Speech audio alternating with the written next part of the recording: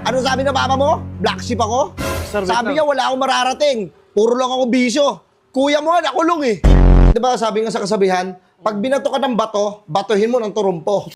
Sige, tanungin mo ko ng mga bagay. O sige nga. Kung ang adjective ay pang-uri, ano naman ang verb? O, Verb, ibon.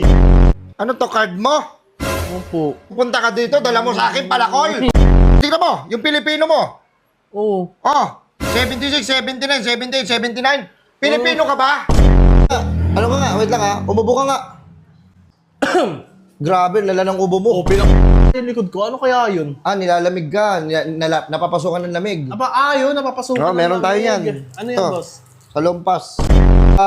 Baka minsan ina-allergy ka, minsan kinakati ka. Ay! Bali, re-resitahan ko na. Bali, gamitin niya to 2 times a day. 2 times a day? Kung Ayun, ina-allergy siya or kaya nangangati siya, ibigay mo to sa kanya. Ano yan?